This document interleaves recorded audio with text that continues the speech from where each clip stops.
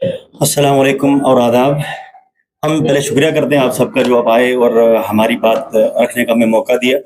आज जो press conference का एक ही मुद्दा हमारा है, जो आज हमला हुआ एमएलए महराज मलिक जी पे असेंबली में। तो यहाँ में जहाँ तक हमें लगा ये हमला जो है ये प्री प्लान था।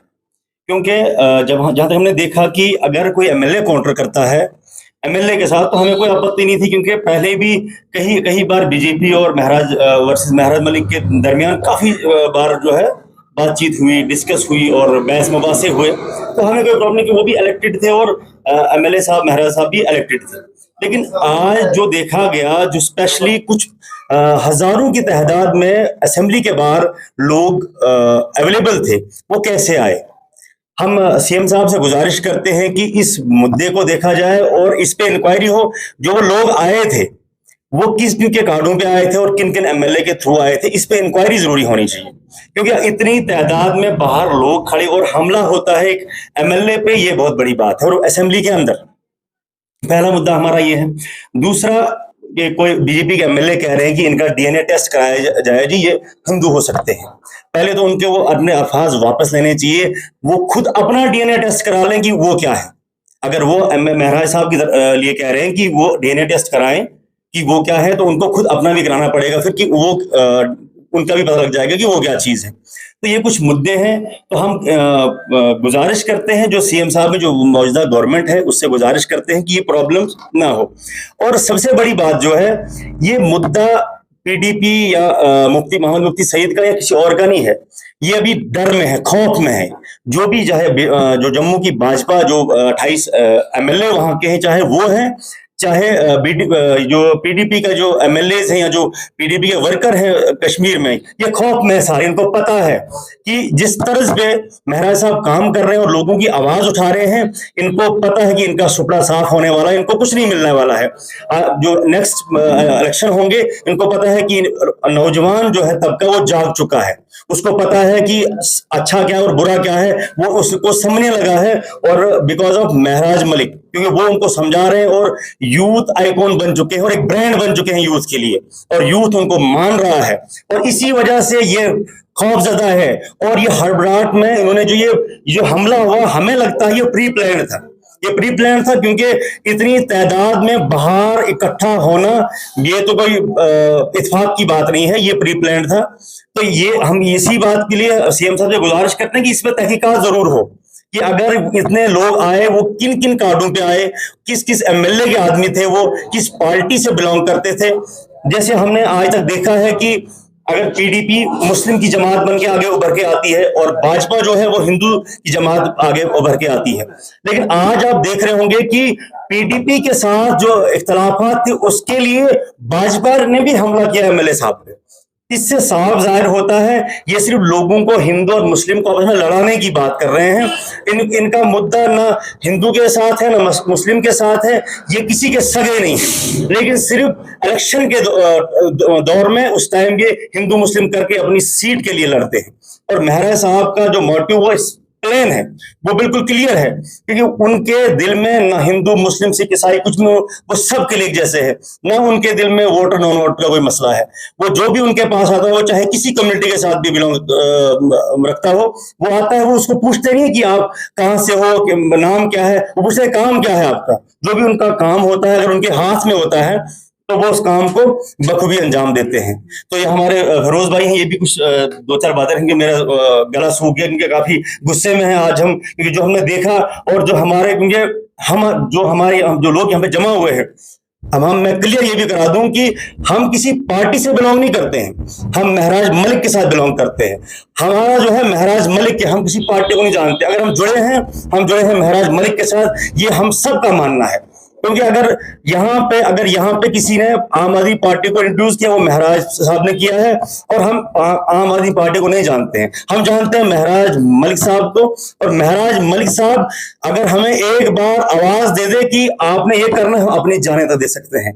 और हम काफी जगहों से हमें कॉल आई कि हम डोडा के लिए आ रहे हैं, हजारों की तादाद में लोगों ने कहा कि डोडा आएंगे। लेकिन जब हमारा एमएलए साहब से बात हुई, उनने एक मुझे बहुत अच्छा मुहावरा कहा वहां से। उन्होंने कहा कि सुअर जो है वो झुंड में हमला करते हैं, जो सुअर होते हैं ना वो झुंड में हमला करते हैं, जो शेर होता है वो शिकार जो है अकेले में करता है। मैं अभी काफी हूं उनके लिए, जब मुझे जरूरत पड़ेगी मैं आपको बता दूंगा। तो हम एमएलए साहब का इंतजार कर रहे हैं कि उनकी तरफ से हमें क्या आता है, वो क्या बोलते हैं। जिस टाइम हमें एमएलए साहब ने कुछ गाइड किया कि आपने क्या करना है, हम चाहते थे कि हम पुरअमन तरीके से प्रोटेस्ट करें डोडा में प्रोटेस्ट करेंगे, क्योंकि जो ये हमला हुआ इसकी हम पुरजोर अल्फाजों मजम्मत करते हैं कि ये जो हमला, अगर कोई एमएलए और जो इलेक्टेड एमएलए थे अगर आपस में वो डिस्कस करते हैं या आपस में बहस मुबासा होता वो चल जाता, लेकिन एक आम आदमी उठ के, और ये प्री प्लान था, मैं पहले भी कह चुका हूँ ये प्री प्लान था, ये प्लान के थ्रू हुआ, क्योंकि इनका जो सुपड़ा साफ होने वाला है, चाहे वो भाजपा के लोग हों चाहे वो पीडीपी के लोग हों। पीडीपी को तो आपने देख ही लिया है कि कहां पिछली बार वो सरकार के अंदर थे और इस बार सिर्फ 3 सीटें। इससे यही साबित होता है कि सुपड़ा उनका साफ हो चुका है। लेकिन मैं जो आवाम हमें देख रही है, महराज साहब का क्लियर विजन है, हिंदू मुस्लिम सिख कुछ उनके लिए सब हर कोई एक जैसा है, वो हर किसी का काम करते हैं और वो हदूद और मजहब से परे हैं। अगर किसी को भी शौक हो मेरे साथ आए, मैं महराज साहब के पास लेके जाऊंगा। अगर उन्होंने एक बार मुझसे पूछा कि आपका नाम क्या है, नाम पूछने पहले वो काम पूछते हैं, सर आप बताइए काम क्या है। तो मैं अभी फयाज साहब को कहूंगा कुछ चंद। जी, मेरा नाम फारूज है और जैसा कि अभी मुदस्सिर साहब बता ही चुके हैं, तफसीलन आपके सामने रख चुके हैं कि हम लोग यहाँ क्यों आज जमा हुए हैं, क्या गर्जो गायत है। अब आप भी जानते हैं, हम सब लोग जानते हैं कि महराज साहब के ऊपर कल भी हमला हुआ, आज भी हमला हुआ। अफसोस इस बात का है कि कल जो हमला हुआ उसके बाद उनकी सिक्योरिटी का कुछ ख्याल करना चाहिए था। आज भी लापरवाही की गई और आज भी उनके साथ धक्का मुक्की हुई और उन्हें काफ़ी जो सुनने में आया जख्म भी आए। वो जख्म महराज साहब के बदन पे तो है, लेकिन यकीन मानो वो डोडा की आवाम के दिलों में भी वो जख्म है। आवाम पूरी जितनी भी डोडा की आवाम है काफ़ी रंजो अलम में है, गुस्से में है।